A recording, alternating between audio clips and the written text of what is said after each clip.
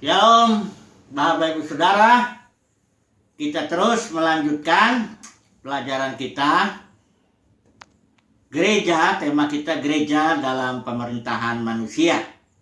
Jadi kita sudah melihat kemarin bahwa sesuai 1 Korintus 10 ayat 6 bahwa Israel ditetapkan menjadi contoh atau pola sebagai umat Tuhan. Jadi apa yang dialami oleh Israel itu bisa menjadi pelajaran bagi kita umat pilihan Tuhan saat ini. Jadi kita tahu kemarin bahwa Israel melakukan 2 dosa. Yang pertama dia menyembah berhala, yang kedua minta raja, yang mengakibatkan bahwa dia dibuang ke Babel. Dia minta raja manusia seperti bangsa-bangsa sekitarnya, dan akhirnya Tuhan membuang dia ke Babel, di mana Babel ini adalah pemerintahan manusia yang berkuasa di zaman itu, yang kita tahu dia dibangun oleh Nimrod, cucunya Ham ini, Nimrod. Nah, hari ini kita akan masuk lebih dalam lagi perihal umat pilihan Tuhan yang dipimpin Zerubabel untuk membangun rumah Tuhan di Yerusalem. Karena Tuhan bagi orang Israel, Tuhan sudah menetapkan bahwa menaruh namanya di Yerusalem supaya orang Israel menyembah di situ. Bait sucinya juga dibangun di situ, dan minimal 3 kali dalam setahun orang Israel harus datang ke sana. Hari Raya Paskah, Pentakosta, dan juga Tabernakel. Baik, jadi mari kita melihat dulu di kitab Esra.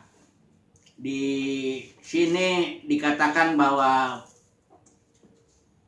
sudah kita baca, setiap orang yang hatinya digerakkan Allah untuk berangkat pulang dan mendirikan rumah Tuhan yang ada di Yerusalem. Jadi hanya sedikit, nggak sampai 50.000 dari barangkali sekitar 2-3 juta itu orang Israel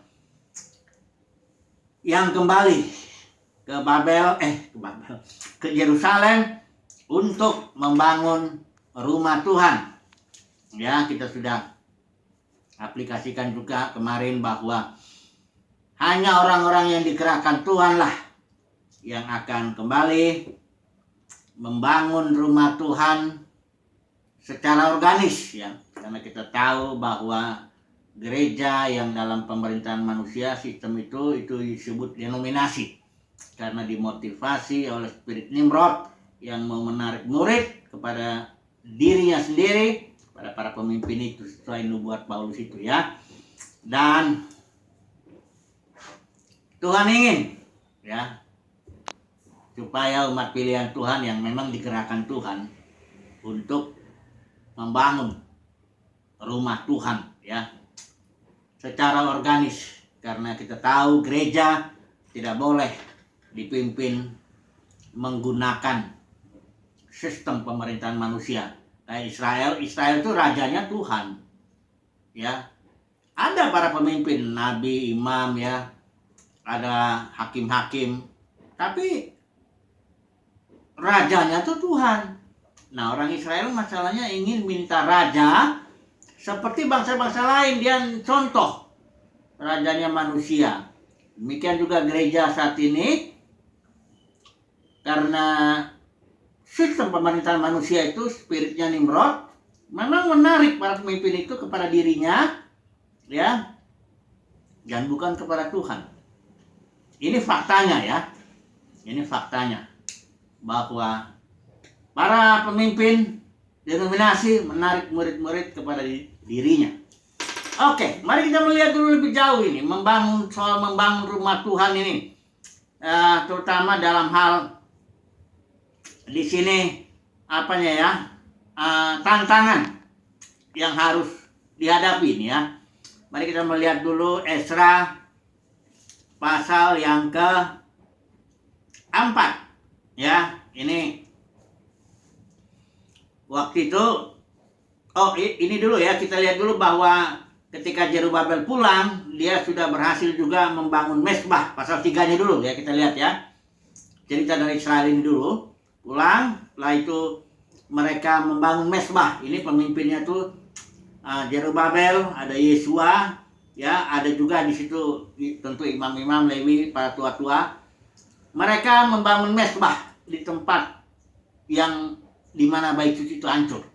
Bangun mezbah, memberikan korban bakaran. Teratur sudah diberikan langsung itu ya. Walaupun dasar bait suci belum diletakkan.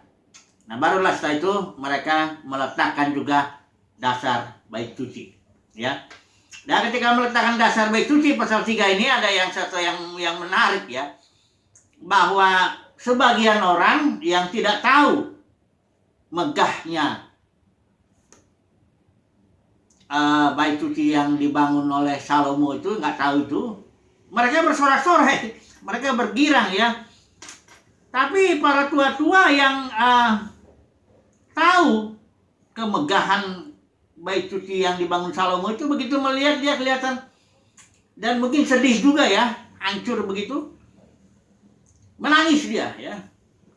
Jadi ada dua ini perasaan ini yang menyatu dia ya, dalam pembangunan, dalam peletakan dasar bait suci. Nah, kalau kita melihat lagi di sini ya, kalau saudara lihat, bayangkan ini sini gereja ini dalam pemerintahan manusia, denominasi itu. Nanti umat pilihan Tuhan digerakkan membangun ya ibadah dalam roh ya. Karena ibadah itu harus dalam roh, di dalam pimpinan Tuhan. Pertemuan juga Ibrani 10:25 itu, jangan tinggalkan pertemuan-pertemuan itu, istilahnya episunagoge, pertemuan dalam alam yang lebih tinggi. Bukan yang di gedung ini bertumpuk rame-rame. Ya, secara fisik memang kumpul di gedung, tapi justru sulit untuk episunagoge, untuk ada fellowship di alam roh, karena masing-masing melihat kepada panggung, bahkan melihat di belakang kepalanya, ya sulit ya.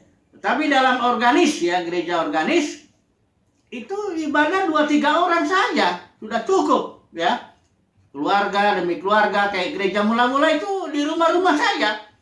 Gedung itu baru ada setelah 200 tahun barangkali kekristenan, baru ada mulai gedung. Karena gedung itu nggak dibutuhkan oleh jemaat, yang butuh gedung itu pemimpin.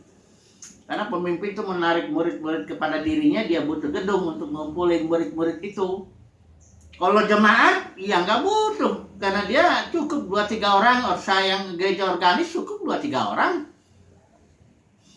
untuk membangun fellowship dalam roh, dalam episunagoge itu cukup 2-3 orang. Karena Tuhan juga bilang, 2-3 orang berkumpul dalam namaku, artinya terjadi spirit fellowship dalam roh, aku ada di situ. Ya, sebaliknya kalau ini ratusan ribuan juga orang kumpul, kalau enggak ada fellowship ya bukan menggenapi Ibrani 10:25. Nah, jadi sebagian umat pilihan Tuhan yang digerakkan Tuhan harus keluar dari sistem pemerintahan manusia itu. Membangunlah di sini rumah Tuhan, yang kalau sekarang kita rumah Tuhannya nggak bentuk fisik toh. Rumah Tuhan itu artinya gereja organis ya, yang organisme itu ya. Nah, meletakkan dasar di sini ya. Dasar yang diletakkan itu ya tentunya Kristus, karena Paulus bilang tidak ada orang yang bisa meletakkan dasar yang sudah diletakkan. Dan dasarnya itu yaitu Kristus. Disinilah kita secara organis, Kristus dalam diri umat pilihan Tuhan ini, dialah yang memimpin, dialah yang mengatur ibadah dalam roh ya. Bukan lagi pertunjukan di gedung ya, enggak lagi ada yang begitu-begitu. Nggak ada lagi kumpul-kumpul perpuluhan, buah sulung, semuanya kan itu dana yang dibutuhkan untuk pemeliharaan gedung, barangkali untuk pendetanya, barangkali untuk pengerjanya dan sebagainya. Gereja mula-mula nggak melakukan itu. Pengumpulan uang biasanya dilakukan untuk para janda yang kekurangan, orang-orang miskin ya, yang butuh-butuh lah itulah ya. Itu pun bukan perpuluhan, itu kerelaan aja. Ada yang jual ladangnya, ada yang begini sebagainya, memberi ya. sesuai dengan pimpinan roh. Karena Kristus dasarnya itu udah Kristus, Christ in you, the hope of glory. Di sini dialah Kristus itu beroperasi, memimpin dengan otoritasnya ya. Kalau di sini otoritasnya kita tahu, otoritas manusia ya. Kalau saya lihat di organisasi itu ada strukturnya, yang paling tinggi ya itu dia yang paling punya otoritas.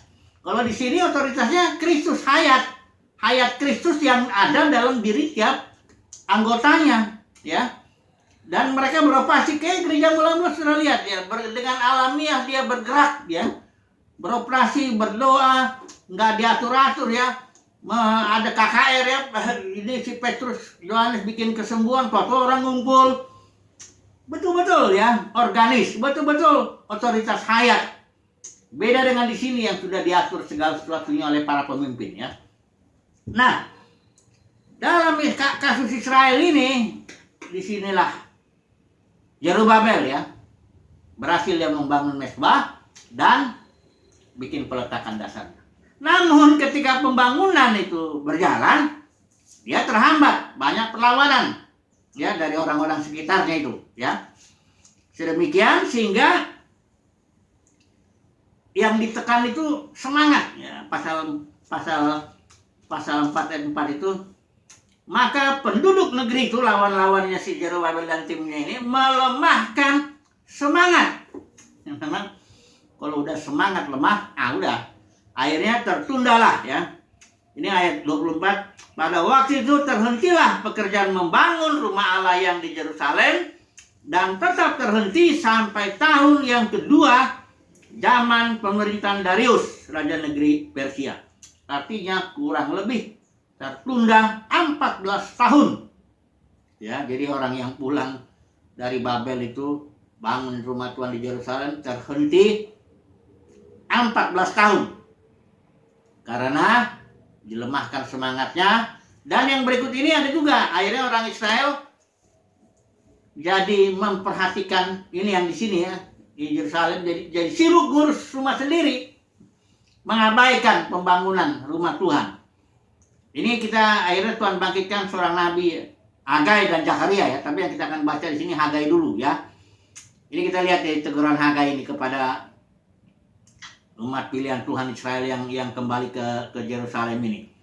Dibilang begini, Hagai pasal 1 ayat 2. Beginilah firman Tuhan semesta alam. Bangsa ini berkata, sekarang belum tiba waktunya untuk membangun kembali rumah Tuhan. Maka datanglah firman Tuhan dengan perantara Nabi Hagai, bunyinya, apakah sudah tiba waktunya bagi kamu untuk mendiami rumah-rumahmu yang dipapani dengan baik, sedang rumah ini tetap menjadi reruntuhan. Oleh sebab itu, beginilah firman Tuhan semesta alam, perhatikanlah keadaanmu. Kamu menabur banyak, tetapi membawa pulang sedikit. Kamu makan, tetapi tidak sampai kenyang. Kamu minum, tetapi tidak sampai puas. Kamu berpakaian, tetapi badanmu tidak sampai panas. Ya. Alasannya begini, pasal ayat 9. Oleh karena rumahku yang tetap menjadi reruntuhan, sedang kamu masing-masing sibuk dengan urusan rumahnya sendiri. Nah ini, umat pilihan Tuhan yang pulang ke Yerusalem memang ada bahaya di sini dalam membangun gereja secara organik juga. Mengapa bahayanya? Ya, pertama ada lawan-lawan tentu. Kalau orang Israel ini di Yerusalem ada orang-orang yang tidak suka begitu, ya. Dan juga kondisinya di Yerusalem itu pada waktu itu rumah-rumah sudah hancur semua, bukan hanya bait suci. Rumah-rumah juga sudah hancur, dihancurkan oleh tentara Kasdim itu, Nebukadnezar. Jadi kondisinya memang sangat udah ditekan oleh, dilemahkan semangatnya. Sementara mereka sendiri masih butuh membangun rumah masing-masing ya untuk kehidupan mereka. Sehingga akhirnya mereka mengabaikan pembangunan rumah Tuhan. Ini yang terjadi dalam umat pilihan Tuhan yang pulang dari Babel itu ke Yerusalem itu. Nah, barangkali ini juga bisa terjadi saat ini bagi umat Tuhan, pilihan Tuhan yang digerakkan Tuhan keluar dari sistem pemerintahan manusia, membangun gereja secara organis. Karena di sini mau tidak ada istilahnya digaji gitu, nggak ada. Saya sudah melayani 20 tahun secara organis, tidak ada gaji. Ya, kadang-kadang kepikiran juga karena saya ada background. Ya saya kerja juga kalau bantu-bantu teman ya. Teknik sipil begitu ya, kerja-kerja. Kadang-kadang bisa juga akhirnya kesibukan. Asik dengan proyek ini, proyek itu, bantu teman sini, bantu teman itu, ya akhirnya jadi melupakan ya pembangunan gereja secara organis ya. Tapi Tuhan setia selama 20 tahun ini. Tuhan punya cara. Ya dulu saya 10 tahun, tahun 90 sampai tahun 2000. Ini saya sekalian bersaksi lah ya, supaya karena apa yang saya alami ini saya ketahui firman Tuhan ini bukan dari otak saja atau dari kata orang, tapi memang saya alami. Dulu di sini saya kan digaji tahun 90 sampai tahun 2000, 10 tahun tuh melayani bersama 5 teman itu. Saya yang paling muda emang dari pemimpin kena tua itu.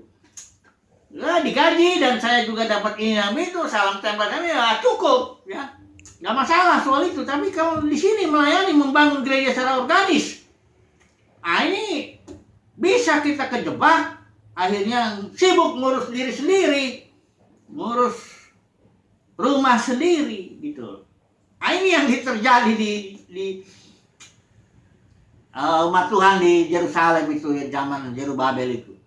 Tapi semoga lah ya, semoga kita umat pilihan Tuhan, saudara, jangan sampai ya memang kita harus bekerja lah untuk mendapat uang, karena nggak ada sistem pemerintahan manusia ini kita istilahnya gaji sana gaji sini, nggak ada lah PK apa macam-macam lah begitu, nggak ada. Kita di sini melayani, memberi apa yang ada. Jadi kita harus bekerja atau beriman kayak Elia ya, dikasih makan. Kadang-kadang Tuhan juga bikin gitu, kasih makan dari janda safar atau burung gagak. Tapi kita barangkali lebih cocok seperti Paulus yang punya usaha membuat tenda ya. Bukan berarti kita nggak boleh menerima uang dari orang hasil pelayanan kita, enggak, bukan begitu, boleh aja. Tapi jangan yang sistem pemerintahan manusia emang sistem gaji.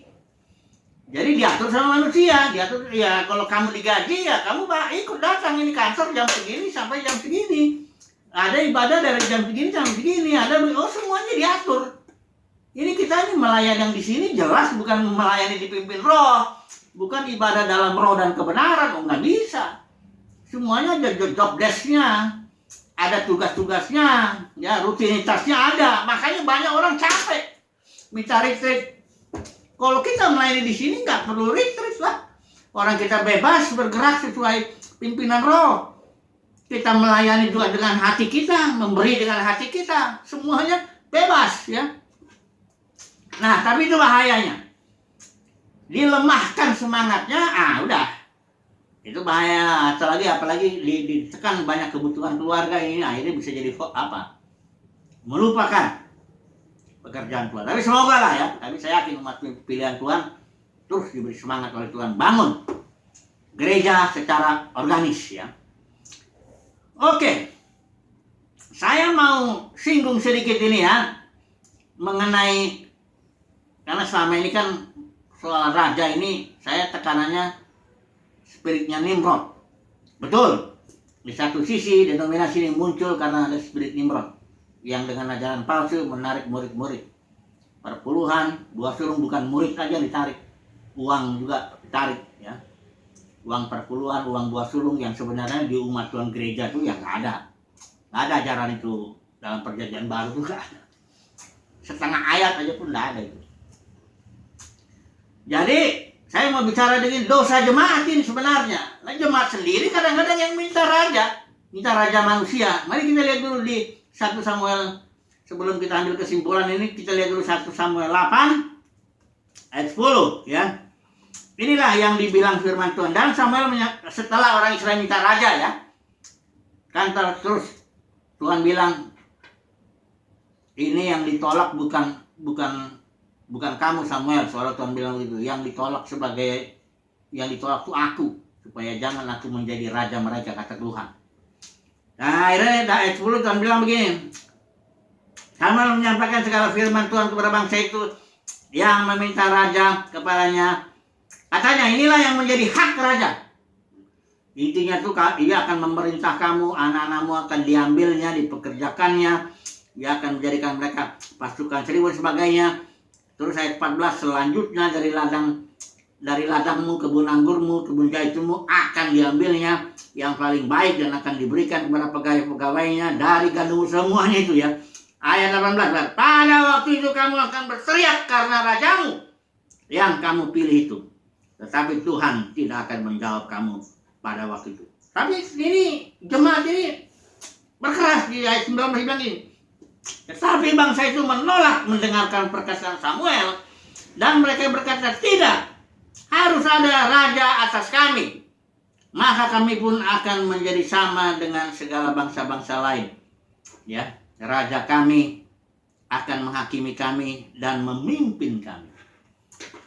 Jadi kadang-kadang jemaat sendiri, ya selain pemimpin ini sudah banyak saya singgung, dia spirit Nimrod itu ya. Bahkan mulai dari sejarahnya Ignatius itu tahun 117 Masehi. Tapi jemaat sendiri, kenapa sistem denominasi, sistem pemerintahan manusia ini ada? Karena jemaat sendiri yang memang berkeras untuk minta raja. Wah, udah dikasih peringatan sama Tuhan, kau akan teriak karena rajamu. Kau akan kecewa kalau dipimpin oleh seorang manusia.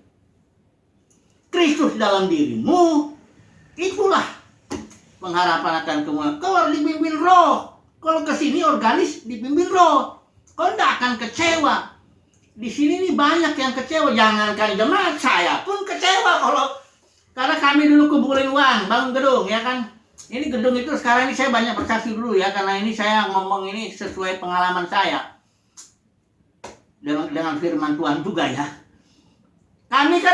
Kami namanya punya spirit Nimrod, kami butuh gedung, pemimpin yang butuh gedung itu.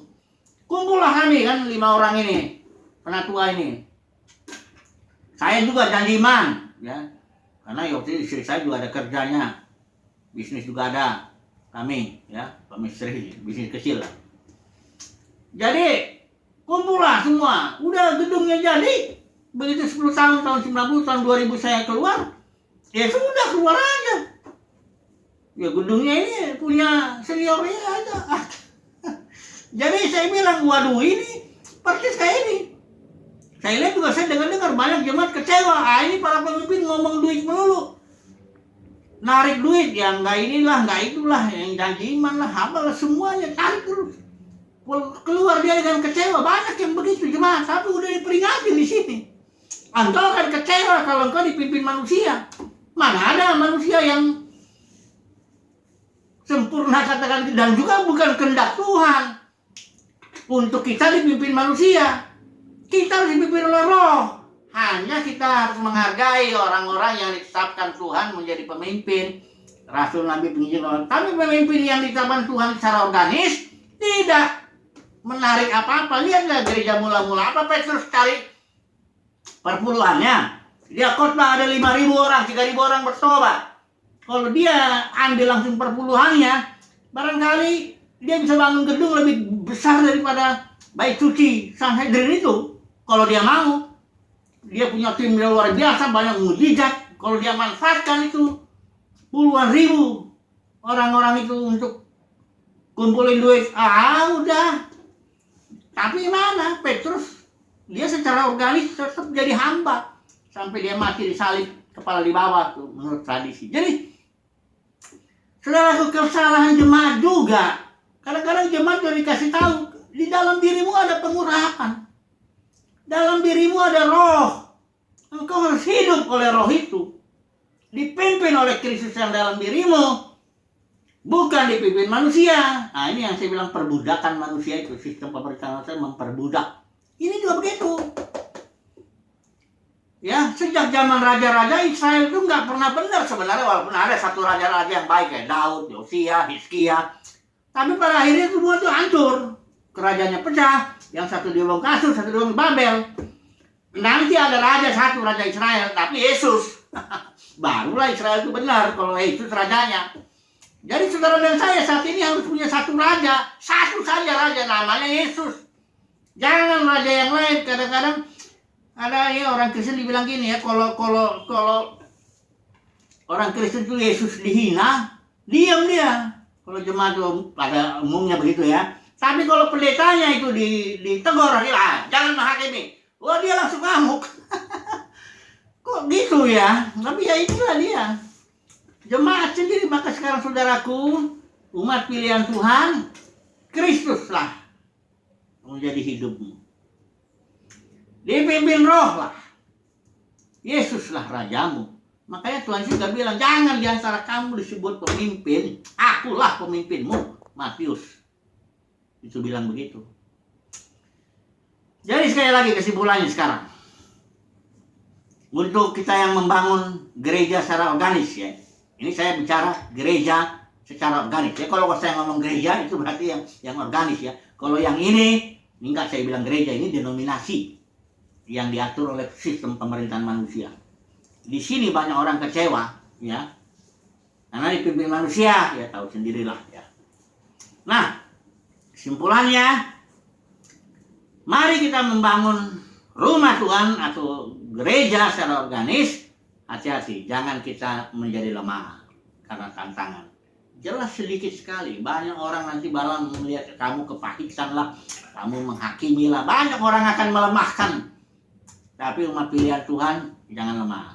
Terus semangat, bangun gereja secara organis. Bangunlah mulai dari rumah. Gereja mula-mula juga dari rumah-rumah kok ketemu.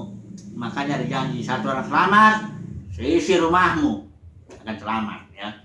Fokuslah kita kepada Kristus yang menjadi dasar baik suci kita ya. Kristus ya, hiduplah, ibadahlah dalam roh dan kebenaran. Ya, kita menggenapi Ibrani 10 ayat 25. Kalau ibadah dalam roh, episunagoge. Bukan yang di gedung ini yang rame-rame itu apa? Ada banyak memang ayat-ayat somot ini sama para pemimpin denominasi ini untuk membenarkan diri ya, tapi itu urusan nanti, dia urusan sama Tuhan. Tapi umat pilihan Tuhan, kesimpulannya jangan lemah, tetaplah beribadah, ikuti pimpinan roh ya, ikuti Kristus ya, yang adalah hidup kita. Puji Tuhan, haleluya. Nanti barangkali kita akan ya sesi-sesi berikut kita akan terus coba tambahkan sedikit demi sedikit. Semoga umat pilihan Tuhan makin mengerti lah bagaimana kita harus membangun gereja secara organis ya. Haleluya, amin.